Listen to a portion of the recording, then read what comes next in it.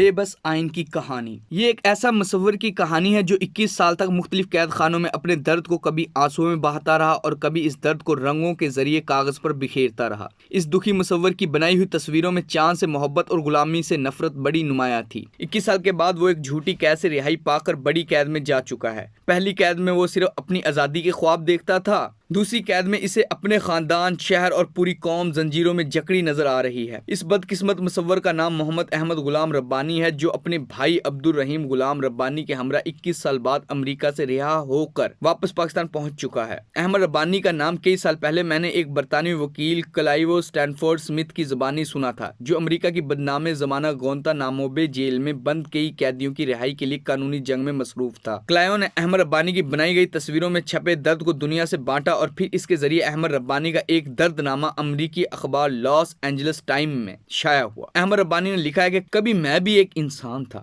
میری بھی ایک پہچان تھی، لیکن اب میری پہچان صرف قیدی نمبر 1461 ہے، جسے 2002 میں جنرل پرویز مشرف کی حکومت نے کراچی سے پکڑ امریکہ کو بیچ دیا۔ حیران کن پہلو یہ تھا کہ احمد ربانی اور اس کے بھائی عبدالرحیم ربانی کو امریکیوں نے 2 دہائیوں تک اپنی جیلوں میں رکھا اور اس دوران دونوں پر کوئی الزام لگایا، نہ ہی کوئی ٹرائل کیا۔ البتہ دونوں پر تشدد کر مجبور کیا جاتا رہا کہ وہ القاعدہ کے ساتھ اپنے تعلقات کا اعتراف کر لیں، لیکن دونوں نے ایسا کوئی اعتراف نہ کیا۔ احمد ربانی اور اس کے بھائی کی کہانی صرف امریکی حکومت کے ظلم و ستم کی کہانی نہیں ہے، یہ پاکستان کے بالادست طبقے کی وطن فروشی کی بھی ایک ہوش ربا کہانی ہے، جس میں 4000 سے زائد پاکستانیوں کو صرف $5,000 کے عوض امریکہ سمیت کئی دیگر ممالک کے ہاتھوں بیچ دیا گیا۔ جنرل پرویز مشرف نے سب سے پہلے پاکستان کا نعرہ لگا کر پاکستان کو سب سے پیچھے دھکیل دیا۔ جنرل مشرف کی حکومت صرف امریکہ کو نہیں بلکہ برطانیہ، فرانس، مصر، سعودی عرب، اردن اور سوڈان سمیت دیگر ممالک کو بھی بندے پکڑ پکڑ کر فروخت کرتی تھی۔ لیبیا میں کرنل قذافی کا اقتدار ختم ہوا تو اس کی جیلوں میں ایسے کئی قیدیوں کو رہائی ملی جو افغانستان میں روس کے خلاف جہاد کرنے آئے تھے، لیکن قذافی نے انہیں دہشت گرد قرار دے دیا۔ 9/11 کے بعد پاکستان کی حکومت نے انہیں پکڑ کر امریکہ کو بیچا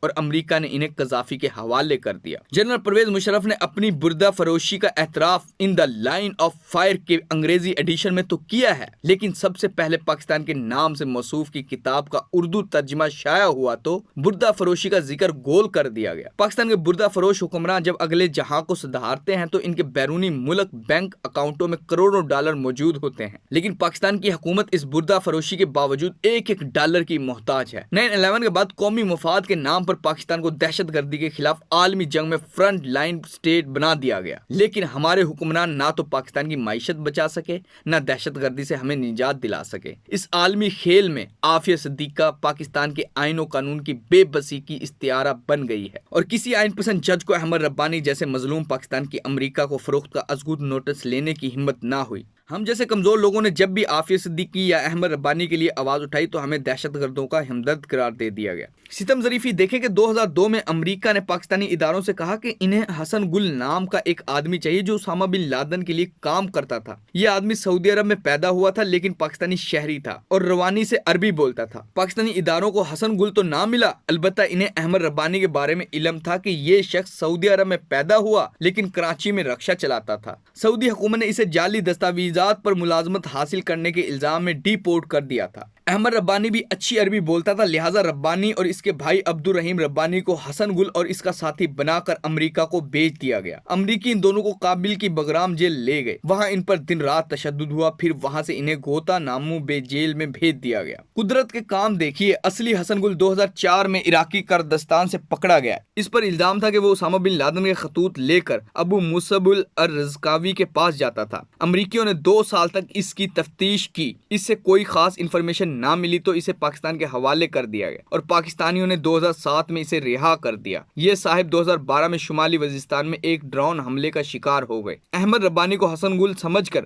گرفتار کیا گیا، لیکن سارا بھید کھل جانے کے بعد بھی احمد ربانی کو رہا نہ کیا گیا تاکہ وہ رہائی کے بعد دنیا کو یہ نہ بتا دے کہ دنیا کی طاقتور ترین انٹیلیجنس ایجنسیاں کتنی نالائق ہیں۔ جنوری 2022 میں سینٹ آف پاکستان میں سینیٹر مشتاق احمد نے یہ سوال اٹھایا کہ احمد ربانی اور ان کے بھائی کو بغیر ٹرائل کے امریکی قید میں کیوں رکھا گیا ہے؟ اس وقت کے وزیر پارلیمانی امور علی محمد خان نے سوال کا سیدھا جواب دینے کی بجائے سینیٹر مشتاق احمد خان کی ذات پر حملے شروع کر دیے۔ آج علی محمد خان کی جماعت تحریک انصاف ریاستی ظلم ستم کا بہت رونا روتی ہے۔ جب اس جماعت کی اپنی حکومت تھی تو اس کے قائد عمران خان نے احمد ربانی اور عافیہ صدیقہ کو فراموش کر رکھا تھا۔ کسی کو اچھا لگے یا برا، سچ یہ ہے کہ احمد ربانی اپنی 21 سال تک ظلم و ستم کی کہانی دراصل پاکستان کے آئین کے بے بسی کی کہانی ہے۔ ایک پاکستانی شہری کو بغیر ثبوت امریکہ کے ہاتھوں فروخت کر دینا آئین پاکستان کے خلاف ورزی تھی۔ اس خلاف ورزی پر جسٹس شیخ ریاض احمد سے لے کر جسٹس عمر عطا بندیال تک 1 درجن چیف جسٹس خاموش رہے۔ جب بار بار آئین توڑنے والے ڈکٹیٹر جنرل پرویز مشرف کو ایک بہادر جج نے سزا سنائی تو 2019 میں وزیر اعظم عمران خان نے